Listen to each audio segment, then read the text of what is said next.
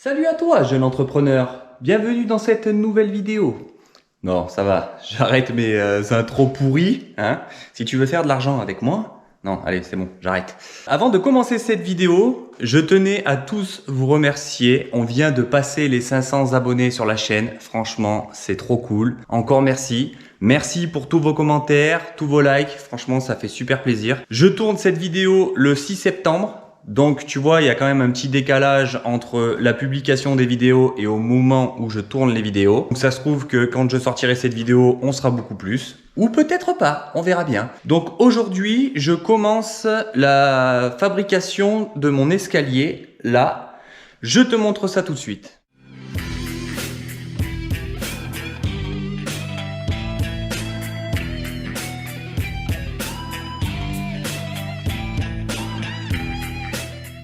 Donc voilà mon escalier. Tu vois, je l'ai acheté en kit chez Ikea. Bien évidemment, c'est une connerie. Je ne l'ai pas acheté chez Ikea. Bien évidemment, ils ne vendent pas d'escalier en acier en kit chez Ikea. Tu t'en doutes bien. Je t'explique rapidement. Donc là, c'est mon futur limon d'escalier déjà coupé à la cote. Il fait 10 cm par 10 cm en 6 mm d'épais. Ici, c'est la platine que je vais venir fixer à ma poutre en haut. La platine, je l'ai déjà percée et elle fait 10 mm d'épaisseur parce que le limon, il va être soudé sur la partie basse de la platine pour respecter les codes du plan. C'est pour ça que je l'ai pris en 10 pour pas que ça travaille et que ce soit solide dans le temps. Dans les chutes de ce tube, j'ai fait débiter mes supports de marche. Donc là, imagine qu'il y ait le limon en place. Mes supports vont venir comme ça. Par-dessus, j'ai fait débiter mes marches. Donc, il y en a 13 au total. 6 mm d'épais. 40 par 20 ou par 25, je sais plus. Et tu vois, elles sont déjà percées. Parce qu'après, je vais venir faire des marches en bois et que je vais venir visser par-dessous. Les marches feront 75 de large, je crois bien. Et une autre platine pour le bas du limon. Donc cette platine, je vais la fixer dans ma dalle.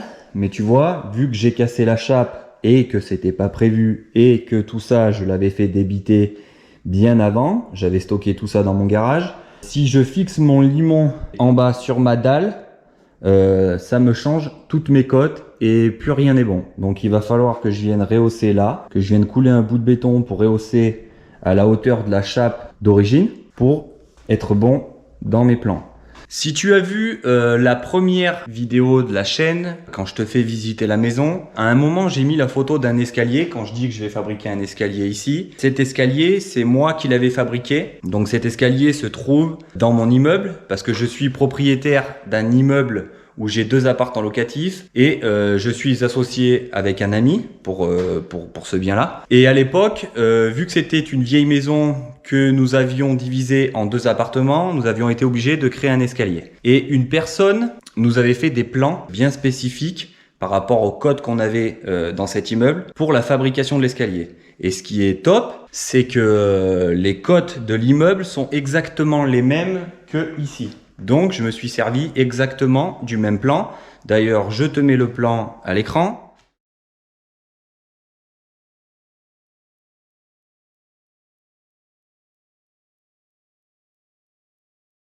Donc l'escalier, ce sera quasiment le même. À 2-3 détails près, je vais changer 2-3 bricoles dessus. Je vais faire des contre-marches. Mais bon, ça, tu verras. Je pense que de toute façon, c'est sûr, ce sera dans une prochaine vidéo. Parce que sinon, la vidéo, elle va durer 50 minutes. Parce que là, il y a quand même pas mal de taf pour fabriquer l'escalier, tout mettre en place, faire le support en béton. Donc ça, on verra plus tard. Donc allez, c'est parti. Je vais commencer par fixer ma platine en haut au niveau de ma poutre.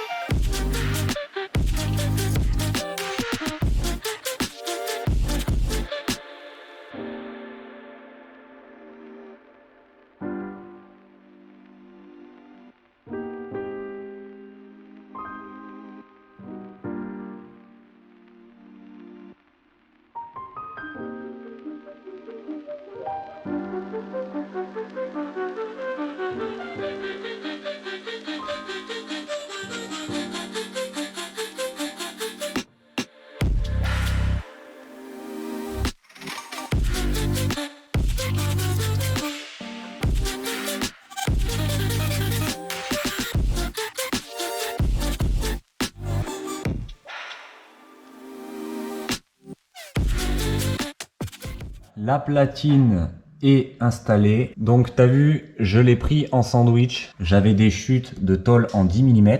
Donc, j'ai utilisé de la tige filetée de 12 mm. J'en ai mis 5. Vu que là, elle est prise en sandwich, tu vois, ça force sur tout l'ensemble. Et au moins, ça renforce bien la structure. Il n'y a pas de point faible au niveau de ma poutre. Une fois mon limon et mes marches soudées, je vais voir si ma poutre travaille, tu vois, dans ce sens-là. Si jamais je vois qu'elle bouge légèrement, je viendrai mettre un renfort. Je rajouterai une solive là à la perpendiculaire avec 2 sabots pour renforcer celle-ci. Je te montre de l'autre côté.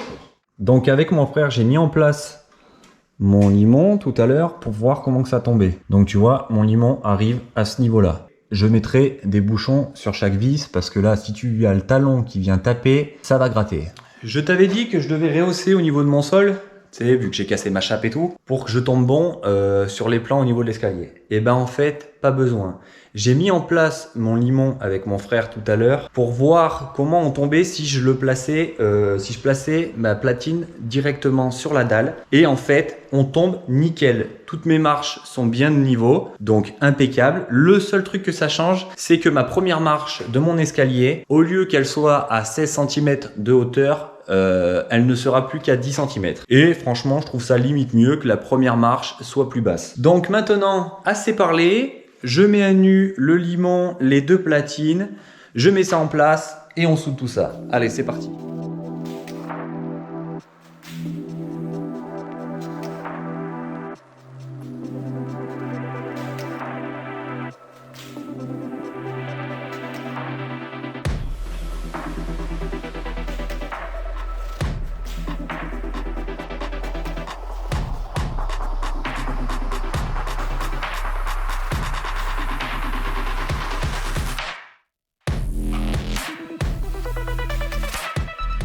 J'ai tout meulé.